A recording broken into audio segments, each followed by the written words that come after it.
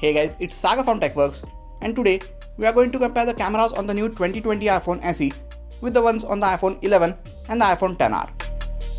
I am a bit late with this video, but I wanted to take some time to make sure I cover everything that I think is important. Since the new iPhone SE is the most affordable iPhone, a lot of you wanted to know how its cameras perform against the other iPhones. So that is exactly what we are going to try and find out in this video. iPhone XR is from 2018 and it is the oldest phone in this comparison. It gets a single 12-megapixel camera with f1.8 aperture and a 26mm lens. Then there is the iPhone 11, which came out in 2019 and it comes with a dual camera setup on its back. Primary camera gets a 12-megapixel sensor with f1.8 aperture and a 26mm lens. Secondary camera gets a 12-megapixel sensor with f2.4 aperture and a 13mm ultra-wide-angle lens. iPhone SE is Apple's latest smartphone as it was released in 2020. It also comes with a 12-megapixel sensor with f1.8 aperture on its back. Looking at the specs, it sounds like all three phones have similar cameras, but these are in fact different sensors. The iPhone XR gets the same camera sensor as the primary camera on the iPhone XS, and it is backed by the image signal processor on Apple's A12 Bionic chip. iPhone 11 gets the latest camera sensor, and it gets backed up by the image signal processor on the latest A13 Bionic chip. Whereas the new iPhone SE gets the same camera sensor as the iPhone 8 and the iPhone X, and this old sensor is backed up by the latest image signal processor on A13 Bionic chip.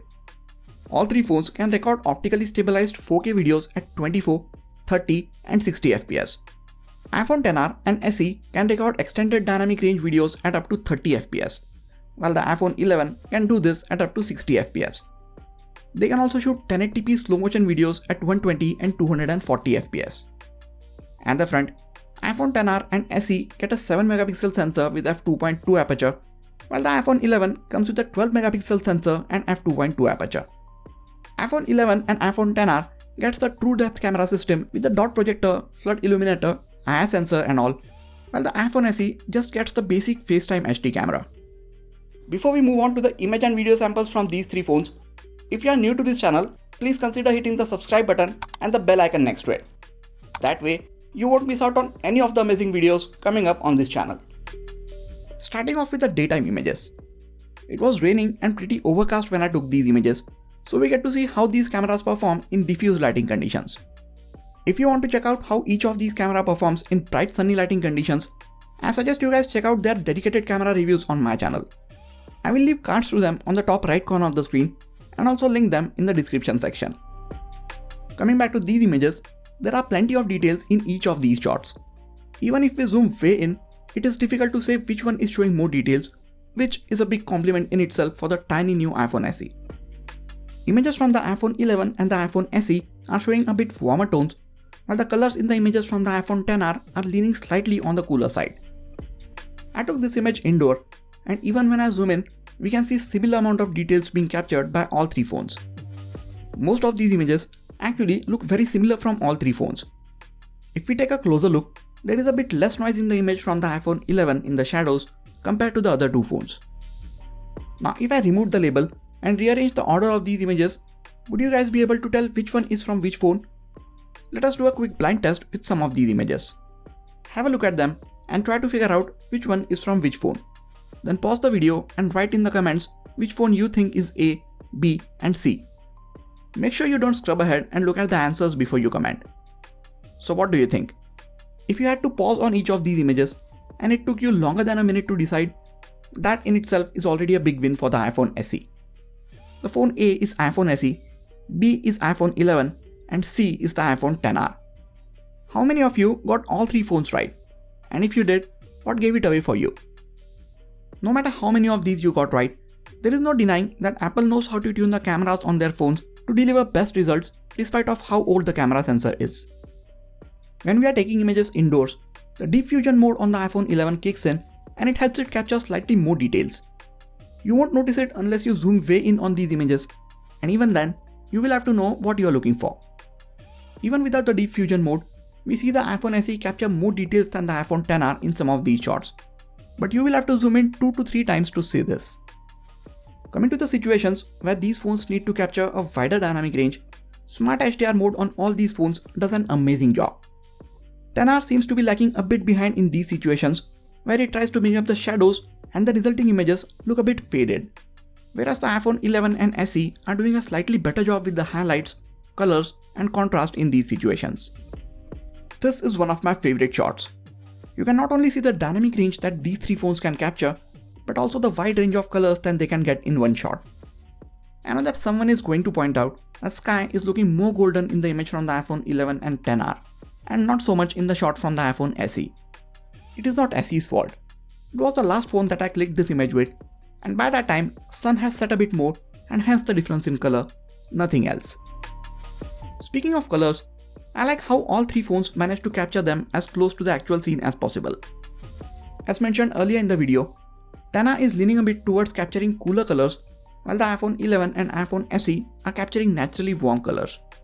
The shift in color might not be very obvious to everyone, but it is there. Which one of these you like will completely depend on your color preference. I like the ones from the iPhone 11 and SE, as I like the colors in my images to look a bit warm. Now let us move on to the close-up shots. All three phones are very quick at setting the focus on a nearby object. So just walk up to the object, point your phone at it and click the image. No need to wait for the phone to hunt for focus. As you can see, the subject closest to the camera or the one that you tapped on is in perfect sharp focus, and thanks to the wide f1.8 aperture, background gets a very nice optical blur in all these close-up shots. The colors and dynamic range are still on point while taking these close-up shots as well. iPhone 11 backs in the same main camera as the iPhone 11 Pro Max, which is Apple's most expensive iPhone this year, and the iPhone SE is their most affordable new iPhone. In fact, iPhone 11 Pro Max costs almost 3 times as much as the iPhone SE. But if you look at these images, there is barely any noticeable difference. This tells us how good is the single camera on the iPhone SE. Now let us move on to the portrait shots.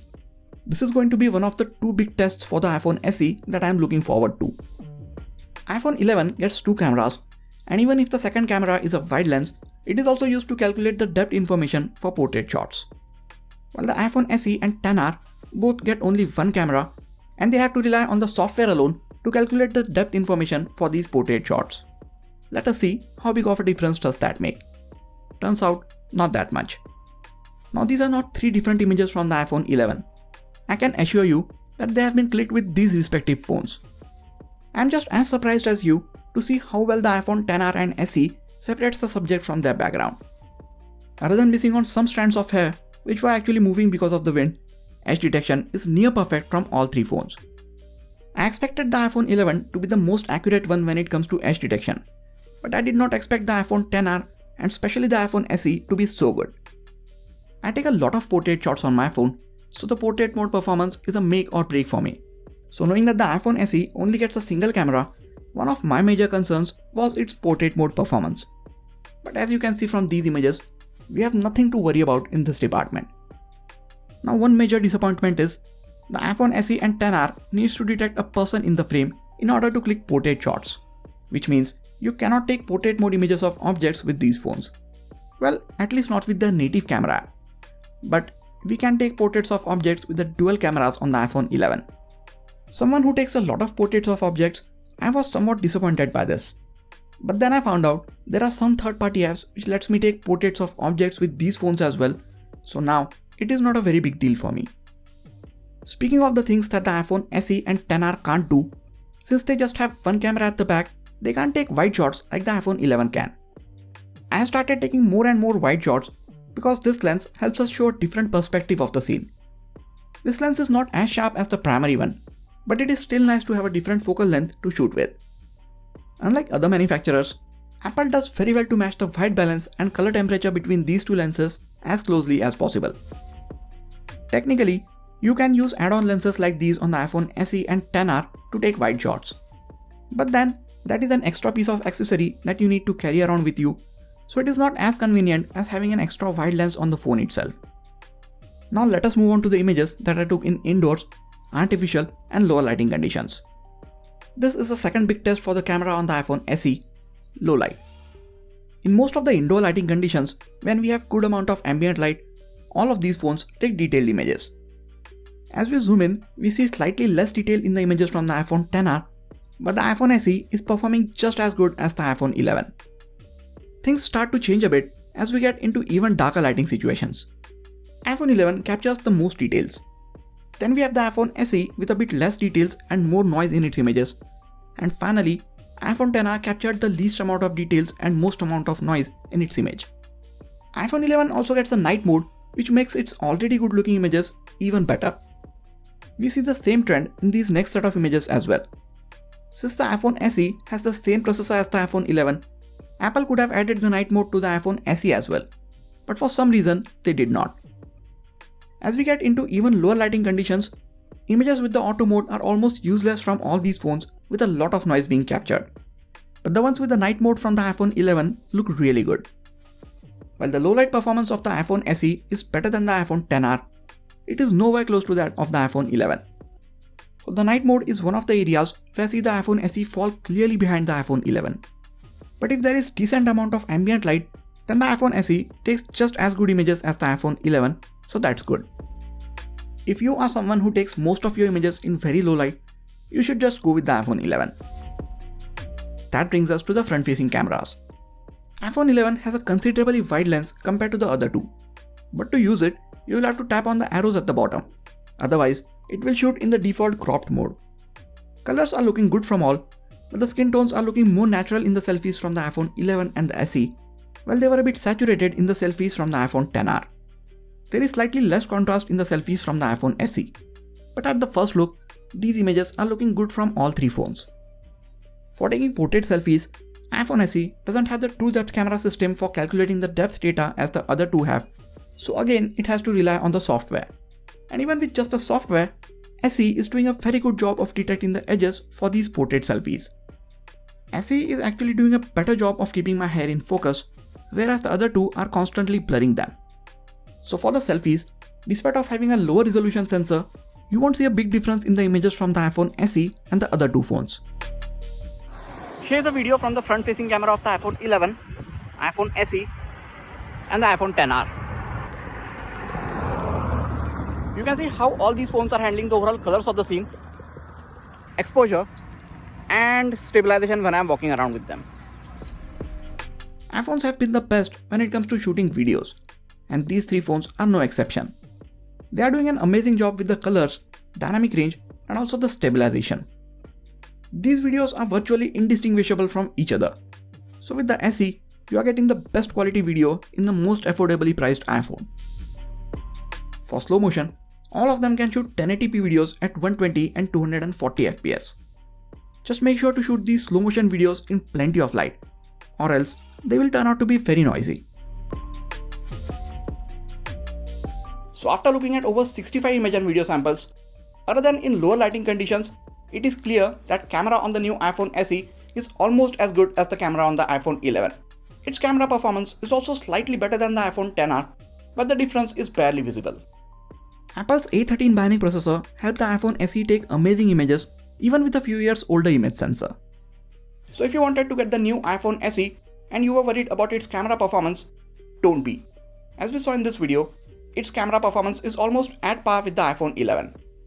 It can't take portraits of objects with the native camera app, but there are third-party apps that let you do that. Even for the wide shots, you can use add-on lenses.